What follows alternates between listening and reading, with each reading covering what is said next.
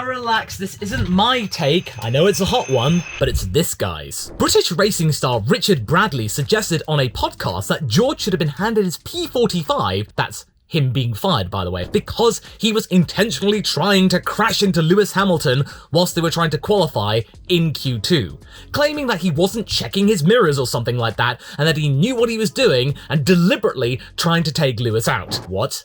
He wants George fired for that little ding-dong that resulted in no injury, very minimal disruption, and they both ended up with a double podium. Right. With all due respect, Mr. Bradley, I think that might be a little bit of an over-exaggeration. Quite clearly, what we saw right there between George Russell and Lewis Hamilton was just something of a simple miscommunication. Even the communications director on Sky Sports admitted that, yeah, maybe we weren't really talking at the right time and it led to them actually catching up with one another, because George was actually coming out of the slipstream of Carlos Sainz coming into turn 1.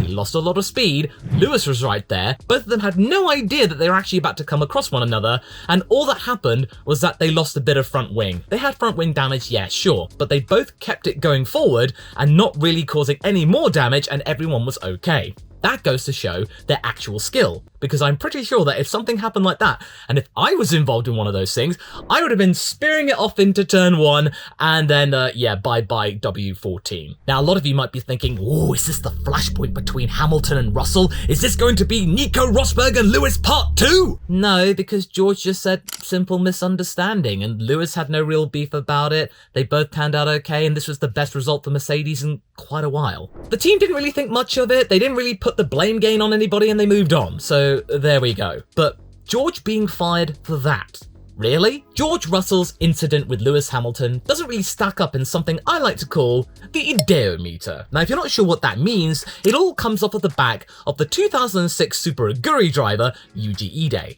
The ideometer goes from simple tyres banging, which happens a lot in Formula 1, to straight up taking out Christian Albers, and it's a miracle that he wasn't injured. So bad it gets your super license revoked, which is what happened to Ide. Not even Nikita Mazepin got anywhere near that. And yes, I know, Yuji Ide had a really decent career in Formula Nippon beforehand. Josh Revell's video on him actually goes into greater detail about it, and I recommend it. But as Josh said, his lack of understanding of the machinery of Formula 1, which is a lot more complex than many other racing formula, and the fact that he had very little understanding of English, where English is the primary language of Formula 1, yeah, that's going to lead to some very, very big problems. Had that crash happened in older machinery, I'm guaranteeing you that Albers wouldn't have walked away from that. So comparing that to Russell? No.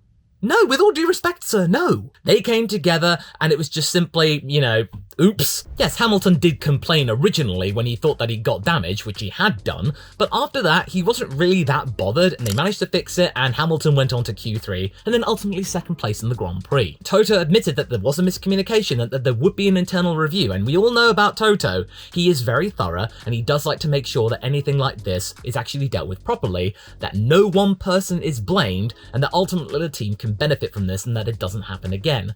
These kind of incidents happen all the time. Yes, of course, there is radio, there are spotters, there's actual GPS, but sometimes it's simply put that there's so much going on in qualifying that teams aren't able to relay and communicate with their drivers in a timely fashion, and ultimately, two of them then actually kind of bunch up. And people thinking this was just a botch attempt at maybe Lewis getting a tow from George. No, George was getting a tow from Carlos, so yeah, that's not true. But all of this leads to another bigger question. Is this just yet another black mark on George Russell in terms of his reputation? Because a lot of people were immediately blaming him for all of this incident, instead of this just being a team issue. Because you gotta remember, it's not just the drivers, it's the team. If the team doesn't give you proper direction, then a lot of drivers can only go so far in their own intuition. Unless you're a Ferrari driver, of course, where you basically have to rely on yourself pretty much all of the time, and coming up with your own pit strategies, quite frankly. But this isn't a black mark on George whatsoever. This is just going to show this level of professionalism that I really admire from George. And the fact that Lewis was able to actually roll along with it and not really cause any big flare-ups, which would actually do so if this were the like of Nico towards the later part of their relationship. May I remind you of another example of something similar that happened also with Lewis, with Jenson Button in Canada 2011 during a race. That time there was no communication going on, and then something big did happen, which ultimately led to Lewis losing half of his rear suspension, and Jensen went on to win it 4 hours later in that spectacular last lap pass over Vettel. That on the ideometer is somewhere about here.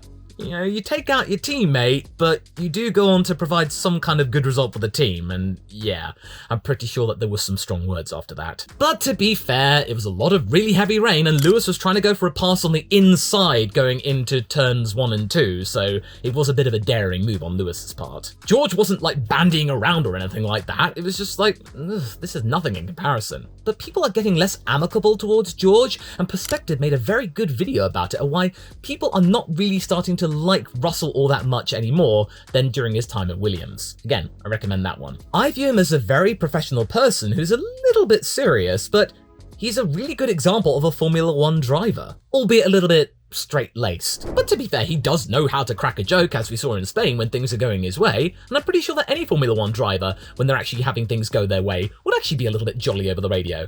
Like Max Verstappen, when he can actually tell that it's Helmut Marko's mobile phone ringing on the team radio. He's that chill. Yeah, George is a complete team player. He knows how Formula 1 works and he wants to be competitive in it. So he was openly admitting that if this was some kind of issue, then he held his hand up. He wasn't going to be an overly aggressive person and said, "Oh, Lewis turned into me," or "Oh, the team were absolutely rubbish." He was just like, "Oops, sorry, misunderstanding." At least he's being honest about what went down. But he doesn't really want to cause any waves with Lewis or Mercedes, because it's quite clear that George is going to be around Mercedes for a very long time, and Lewis could be his teammate for another 2 or 3 seasons at the very least, because thanks to these upgrades, Lewis is not going to be going to Ferrari anytime soon, because the upward trend of Mercedes is actually pretty good. So I think all of those upgrades have done enough to keep Lewis where he is. And besides, the blame game is not part of Mercedes' rulebook. It's mostly part of what is Haas's rulebook though. So I think Richard Bradley's comments came about because George Russell is no longer the underdog.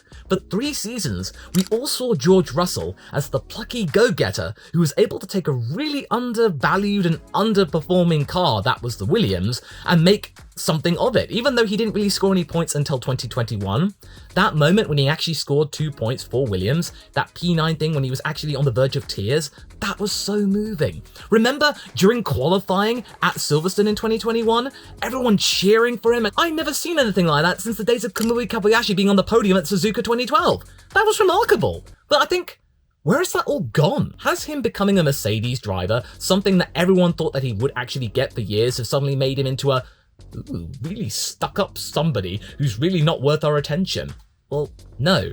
He's just super serious, and he knows what it takes to be a Formula 1 driver. He does have a personality, but it's nowhere near as strong as Max Verstappen's or Lando Norris's, but he does know how to crack a joke. He's the kind of guy I like to be friends with. He seems like a nice guy. But I think what we see now is the most serious driver on the grid. Yes, of course, Lewis and Max are bigger talents, and they are super serious when they need to be, but just across the general board, George Russell is probably the most serious character in Formula 1, and that might come across as being uptight sometimes, but I don't think that is really a big issue. As long as he gets results and he brings Mercedes some good value and can steer them towards a more prosperous future post-Lewis, then why not? He's a dedicated guy, and in Formula 1 you need dedicated drivers who actually have some potential. Also, Alonso is a big fan of George. He viewed George Russell as a future world champion and somebody he really admired. They have swapped helmets quite a few times, and it actually made me think, can you imagine a driver lineup in 2025 or something like that, or whatever, of Fernando Alonso and George Russell, them both valuing the other, and having them as a serious young go-getter and the mercurial older talent who can go on for pretty much years now until he's like 50 or something? They would be the biggest intellectuals on the Formula 1 grid, and probably the smartest team lineup that you could possibly have going. I would have loved to see an Alonso-Russell lineup. Where though? I have absolutely no idea, but that thing between Lewis and George, yeah, sorry, that's nothing. Absolutely nothing.